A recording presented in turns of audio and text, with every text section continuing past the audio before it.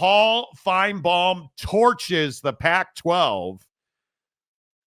Listen, I dislocated my shoulder on the show this week, patting myself on the back, so I need to be careful. Paul Finebaum's a G, and I think on this show we have a love-hate relationship with the Bald Wonder, and I think for the most part he is the voice of the SEC. That's why we have Finebaum. There's no question that's why we have Finebaum, right? Because he is the voice of the SEC.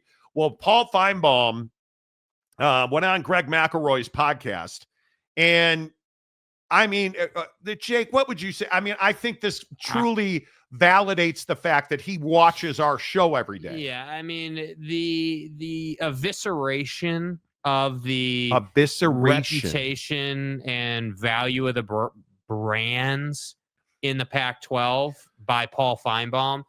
This is rough. I mean, this is one of those deals where, like when you're insulting someone and the insult is like so simple, but it is so backhanded that you can't really measure how you feel in the moment when it's said. That's kind of what this is out of Paul Finebaum. And listen, I don't really recognize the Pac-12 as anything other than a collection of rejects and misfits. And Texas State is probably a better ad than it sounds, because I think a lot of people aren't that familiar with what they've done. I mean, they have a good program, but it's just cobbling a bunch of things together. But in relation to the ACC, I don't see any room for growth right there. And I think the Big Ten SEC conversation has been hashed out. I don't think either is all that excited about taking anybody else in, which leaves the Big 12. They've been aggressive in recent years because they had to keep up. But I would be shocked if major tremors start to occur within the Power Four right now. I mean, that's as plainly as one can say it. I mean, it is by Paul Finebaum's definition, the new Pac-12 is a bunch of misfit toys that doesn't have a lot of value in its brands. And I think here we are sitting talking about the Pac-12 getting a media deal and, the maximum number being 65 million. And you begin to understand why that's the number. And if they, in fact, get to 65 million, I think it's an unequivocal win, as we talked about earlier this week. I am telling you that the Pac-12 is going to struggle to gain brand recognition. I think it is going to be the most significant struggle that we have seen in college football in some years, because they're going to struggle to recruit. I think they are going to struggle to financially compete. You look at what's going on at Washington State and now multiple schools. I am told that Fresno State is cutting a lot of sports as well. Multiple schools in the Pac-12 cutting sports from their lineups so they can financially, withstand the blow that it is going to be for the first several years to create a new conference. I think those struggles are real. So when you hear Paul Finebaum take it a step further and say that they're a bunch of misfits put together in a conference, Jake, that doesn't bode well for the future of this conference. Yeah, and I think it speaks to the national image of the conference. I just don't think that it's that controversial to say that people don't respect the Pac-12. Like, I don't have a dog in the Pac-12 fight. I don't have a dog in the Mountain West fight. And frankly, I won't be watching much of either of them. I'm just going to be honest with you guys. And for me, it's a situation where, yeah, everybody loves to talk about the Pac-12 and the Mountain West and everything that's going on. But the reality is it's not the most relevant product in the country for college football. That much is clear. So when you ask an SEC guy like Paul Finebaum what he thinks of the Pac-12, and in the bigger picture, what he thinks of realignment, because everyone's so, boned over Texas State going to this conference, this guy just went out and said that this conference is a bunch of misfits and rejects, and he doesn't really care about it, and he doesn't see any realignment happening in the Power Four anytime soon. I mean, that's about as clear as it gets. That's about as, big a slap to the bag as it gets for the Pac-12. And the problem is, I don't even think he's that wrong. Is it extreme? Is it a dig? Is he being Is it harsh? disrespectful? Is it harsh? Sure it is. Absolutely. Yeah. Absolutely. But are we really going to sit here and pretend like this conference has all this grand history still, and it's just an incredible melting pot of different brands on the West Coast? Like feed me more Pac-12 marketing, pie. Like, it's just not. It's a conference that was born out of the frustration and the need to exist, I guess, the need to do something when you got piped by your media partners and other schools, because your media partners would not meet you in the middle because you didn't have any leverage in those conversations. And you only got there because you made a bunch of bad decisions in management. And frankly, you didn't win enough at that time on the big enough stage to garner respect nationally. That was the problem. Yeah, I think these are harsh words, and I would note to you, he did not say this on the Paul Finebaum show, and I think that is a significant difference, because when you hear Paul Finebaum talk about things on the Finebaum show, he's very scripted, he is very deliberate. This is on McElroy and Kubelik, which is one of the bigger college football shows, and you listen to Finebaum's words. And again, it's right out of the gate here, so pay attention. But it's pretty harsh on the Pac-12. And listen, I don't really recognize the Pac-12 as anything other than a collection of rejects and misfits. And Texas. I mean, that's harsh, dude. Mm-hmm. Rejects and misfits. That's awfully harsh. And the problem is, those aren't the adjectives I would use. Are they brands that don't curry a lot of favor or attention? Absolutely. You have small brands outside of Gonzaga basketball, Boise football, and really Boise across the board, I think, is one of the if not the biggest G5 brand in the business. But you look at the rest of Colorado State, nobody knows who Utah State is.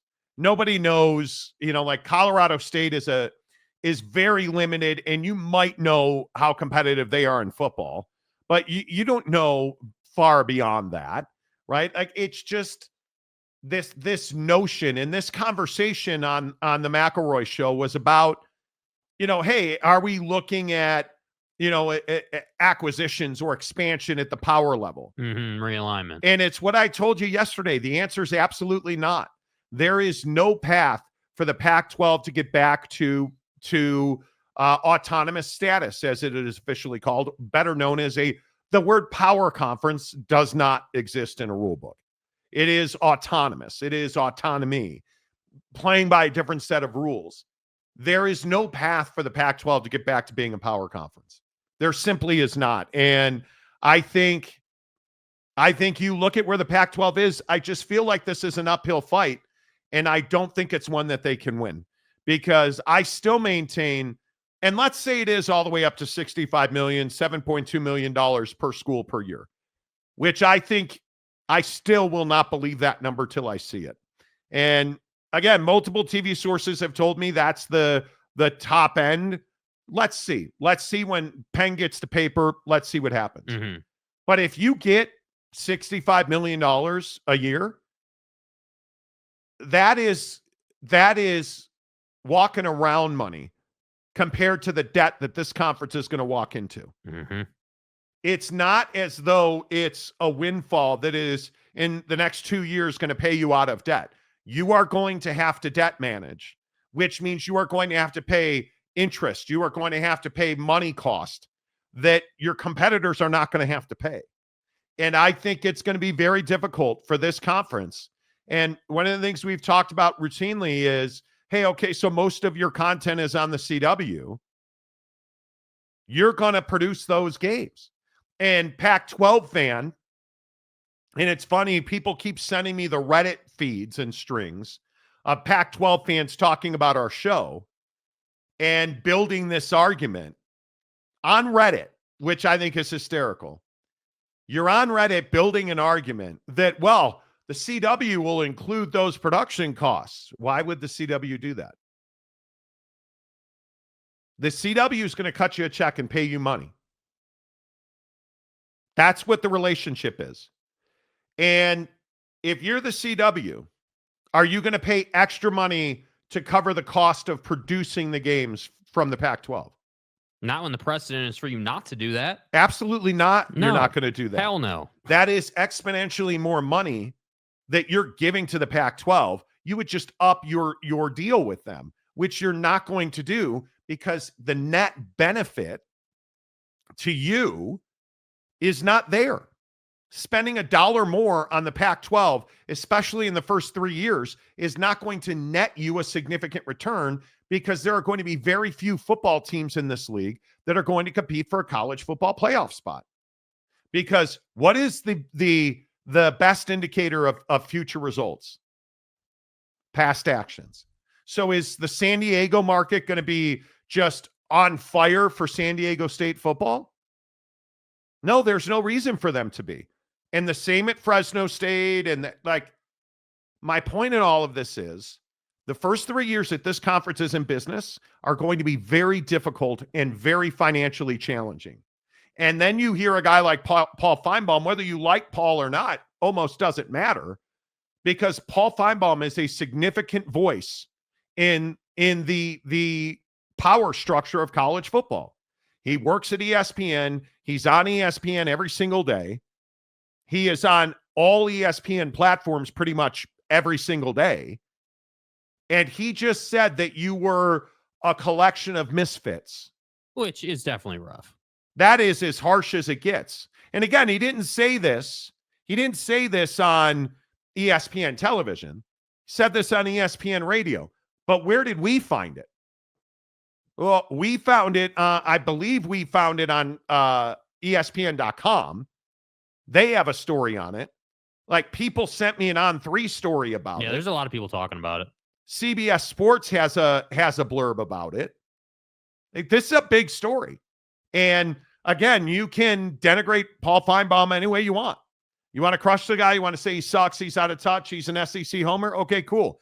He's still one of the most prominent voices in college sports. Absolutely. And I think that makes it tough. Is he correct, though, Jake? I think that is the question. Is Paul Finebaum correct? Listen, if you're trying to have a conversation about whether the brands in the Pac-12 are actually misfits, that's a different conversation than the one I think we need to have, which is, are they perceived to be misfits? Because I think that this is the kind of media reaction and the kind of reputation you've built for yourself. I think that, no, Boise State's not a misfit. No, like San Diego State, even with, the great Wicker, no, they're not a misfit, I would say. I think that's harsh. But what I do know is when your conference melts down, you go into another conference and try to steal all their prominent brands. Then you sign those brands and you don't want to pay any poaching fees. You don't want to pay any exit fees. You're going to be regarded negatively. You are going to be looked at as unprofessional, as misfits, because you didn't handle this professionally, and frankly, you didn't do the pragmatic and logical thing, which would have been to just merge after, like you could have easily parlayed the scheduling alliance you had for 5 minutes into, hey, let's merge and let's figure out how to bring the Pac-12 brand forward. Everybody and their mom knows that was a good idea, except for the people in the Pac-12. So Is he right? Well, I don't know that he's right that they're actually misfits, but he's for sure right that they're perceived to be misfits. And frankly, they've earned that. You earned that, Boise State. Like, you chose to get on this train. So if I ever hear anybody in this conference criticizing or complaining or saying, how could you say that about us? Well, I can say it about you because of the way you went about this. Yeah. I don't have a problem the brand still exists. I have a problem with the fact that you tried to ruin another conference so that you could come back into existence. It wasn't the Mountain West's fault that you were terrible at running your autonomous conference at that time. It's not their fault. Yeah. Like, I think Paul trouble with that. Finebaum is partially correct. I think it is a weird mixing of universities. And when you officially add Texas State, that's a misfit. Texas State does not make that conference better.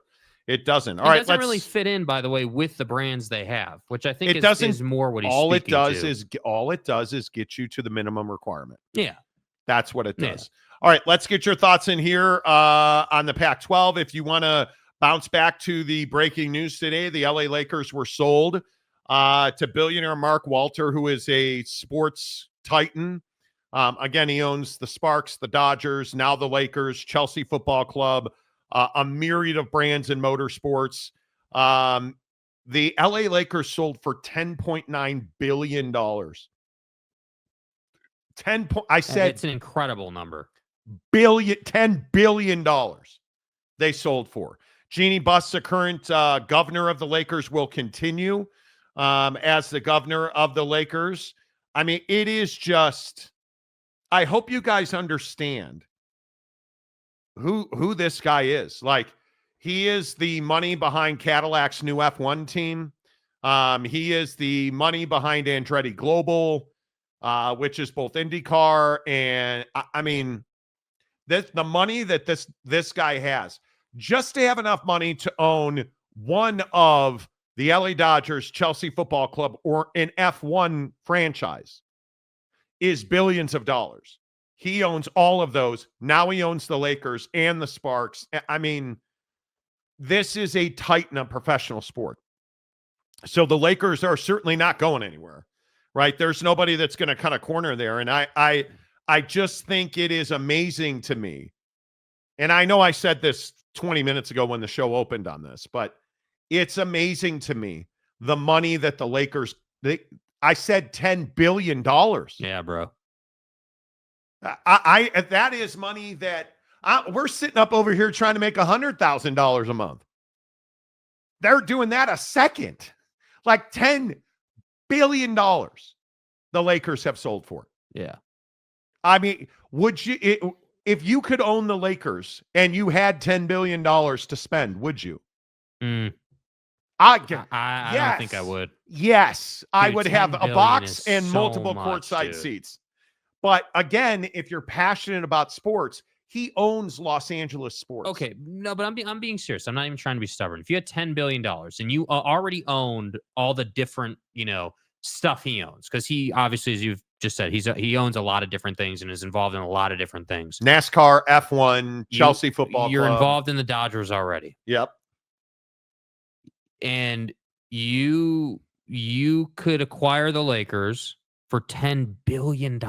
Like, I guess the factor that would go into my decision on that is, what is $10 billion? And I'm being serious, genuinely serious. For this guy, what does $10 billion mean to him? Because the reality is, and I know it sounds ridiculous, like I'm even having trouble saying it, but the reality is this guy clearly is so wealthy that $10 billion doesn't mean, like, yeah, it's a lot of money, obviously, but when he's 100 billionaire or whatever this guy is. Do you guys understand that he is the one who approved all of the Dodgers spending? Do you understand he did that? They broke payroll records 4 seasons since he bought the team. Like, people are concerned that Dodgers have can't remember the official term, like delayed the payments, right? Retroactive payments or whatever. Like they pushed it down. Deferred money. That's what I was looking for. Deferred payments. And people are like, oh, well, that's adding up to like $1 billion, Monty. This guy doesn't care. That's nothing to him, dude. And the other thing that I would point out is these are business deals, man. This is the business of Major League Baseball. This guy just spent $10 billion buying the Lakers. And I don't think it's making him tight in any way, shape, or form. And I really hope that because what'll happen is this guy's going to buy the Lakers. LeBron's going to retire at some point in the next couple of seasons. We know that. And then the Lakers are going to go through a transformation, right? Once Bron retires, this guy's going to come in and absolutely, in my opinion, based on what he's done with the Dodgers, absolutely load this team up. And think about what he did with the Dodgers, whether it's Freddie Freeman, who was transformative, Shohei, Roki, like you name the pickup. The Mookie acquisitions Betts, have been ridiculous. You look at that lineup. He's got multiple LeBrons on the Dodgers. Did you say Freddie? Yeah, you did. Yeah. Okay. Sorry. Yeah.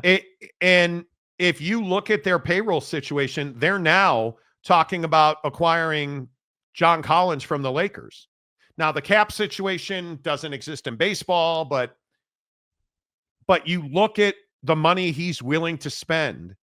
Because when you're selling a team, and this is very much like the Utah Jazz when Ryan Smith bought the Utah Jazz and greenlit the Rudy Gobert contract, he's already in control of that team for all intent and purposes. I mean, he's got a minority share of it with the right. He is the only guy who is allowed to buy it. Like Bailey and Walter are business partners. And again, they own Chelsea Football Club together, the Dodgers. They had the right of first refusal if the Buss family ever decided to sell. And they've exercised it. So to me, this is one of the craziest. I mean, he spent, I don't mean to keep saying it, he spent $10.9 billion. The Lakers are worth 10.9, an NBA franchise in a league that is allegedly struggling. The Lakers just got $10.9 billion. Tell me that James Dolan didn't just pucker a little bit. Yeah, boy. Because you can't tell me this isn't. We've heard for 5 years now that Jimmy Dolan's been trying to sell the Knicks and MSG. And well, and what did you say earlier? Right? You said, hey, the thing with the Lakers is that this dude, has right of first refusal. So not only are you buying it for $10 billion plus, you've had that money waiting to buy it. You have been waiting for the opportunity to buy this club. So I'm just trying to point out that fat ass Luka or Braun or whoever you want to point to in wanting their contract and everything, this guy is going to be much more flexible with that stuff. Lakers are in a better position with this guy buying majority ownership than they were. That's a good thing. Yeah. And his, I'm pretty sure that his group 1001, I believe they're the ones that bankrolled Caitlin Clark as an endorser, to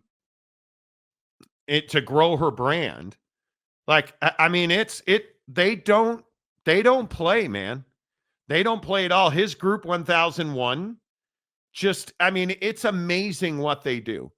It is amazing what they do. Anyway, all of this to say, the Lakers sold for $10 billion today. That's crazy. Look at that. Aaron Wilson for $2. Well, hey, y'all. Nice. What's up, What's dude? going on? How's life as a mailman? How's Good to see you, buddy. Aaron also gifts one Monty Show membership. Aaron, always good to see you, my guy. Brandon Big Pontiff, he's been a member for 29 months. Big Pontiff. Why are we discussing the PAC when the Lakers may have just sold for $10 billion? Not may have, they did. You guys, it's over. It's over. This is the, and I hope people understand this, and I have no life, and that's why I understand this, but this announcement means it's over. He had the right of first refusal to buy the club. So that means, and I know that the Buss family and Bailey and Walter have a really good relationship. They're very close. They have been talking about this for some time. I mean, I have to believe that the contracts are all but signed. I mean, it would be very difficult for this to get unwound. Toot Pants. Wiki says that Mark Walter grew up a Chicago Cubs fan. Another purchase? No. Cubs You fans don't. Aren't that lucky. You don't understand. The assholes that own the Cubs, otherwise known as the Ricketts family, tried to buy Chelsea Football Club. Who did they lose out in that bidding war to? Mark Walter and Todd Bailey. So I'm going to say they're not going to sell the Cubs and they're not going to sell the Cubs. The Ricketts fan, I rip the Ricketts family because they just won't spend the money that's required to win in baseball. But the Dodgers are. And, I'm glad the Ricketts didn't buy Chelsea Football Club. That would have been a disaster. Because what Bailey and Walter have done there is they've spent money and a lot of it. Now, again, Has it all been good money? No. One of their biggest signings just got a 5-year doping ban and really hasn't been seen on the pitch since October. So it's not like we were really, but we're back in the Champions League. I say we. Notre Dame is back in the Chelsea's back in the Champions League. Does your striker get texts from his mom too, or what's that looking like? Seriously. Chelsea's back in the Champions League. We're in the Club World Cup, which we won match already. Like, they're spending money. Liam Delap, who played a hand in the ultimate, nail in the coffin in that first Club World Cup game. One of the best young players in the world, just signed with Chelsea Football Club and is in the shirt already. Like, they spend money and they win. And they're figuring out at Chelsea. They will figure it out with the Lakers, and I'm here for it, because I am telling you, as somebody that's a casual observer of the LA Lakers, the NBA is better when the Lakers are better. There's no doubt about that. So, Mr. Ed Wayner, Pac-12 sold for 0.109 cent, reports J.D. Wicker. Nice, okay? Nice. Cash infusion, right? Like, if you guys could, let's play the game we always play when this happens. You can buy one franchise. What is it? Well, there's no doubt. For me, it's the Cubs or the Bears. It would probably be the Cubs, because there's nothing like it. Mm-hmm. The Chicago Bears stadium situation is a major deflator of the peen. Like, it is a major deflator of the peen. Yeah, it is not good. It is. I need to be reinvigorated as a Bears fan with this stadium. If we truly build a stadium in Arlington Heights on a trash heap of a racetrack, I'm going to be erroneous. No, it's not erroneous, unfortunately. That would be really disappointing. It would probably be the Chicago Cubs. Big Pontiff says Mark Walter needs to make a call on the Chargers or the Cowboys. Well, I don't think it'll be the Cowboys, because that's staying in that family. But the Spanoses won't sell the Chargers. No. They Hell won't. no. And why would the Cronkies sell the Rams? That would be too good for the sports world. But you want to know who this bro runs with? Stan Kroenke and him are business partners. So does he really need to buy the Rams? Nope. Danny Kiger. Hey, Danny. So now, how many games will Ohtani start for the Lakers next season? From what I understand, he's a great power forward too. A little bit of an elbow issue, but Fight on. What's up, Fight on? Good to see you, bud. If I had $10 billion to spare, I would purchase the Lakers in a heartbeat. Me too. You bring $5 billion, I'll bring $5 billion. We'll split the tab. Right? I mean, it's wild. Crazy. It is absolutely crazy. Nathan Grella. If Texas State joins the PAC and Memphis joins as a football only, would Tulane and UTSA also join as a football?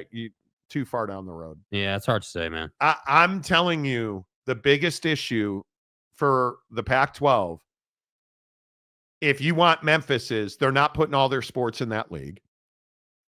And where does Memphis basketball go? Because I think it's a really big question of, will the Big East take Memphis basketball? And the answer is, I don't know. Big Blue Horses. Lakers do things. Ryan Smith and Ainge still standing around wondering what to do. You're not wrong. Inspire Me says the Knicks with Dolan. Dude. I would rather own the Lakers than the Knicks. Oh, man, that's tough. I'm an LA guy, not a New York guy. But if you could buy the Knicks and make them a winner. Oh, there's no question. The next owner that brings a title to the Knicks will be a legend forever. And the passion of New York basketball. If I could afford either, money wasn't an object, that would be a very tough decision.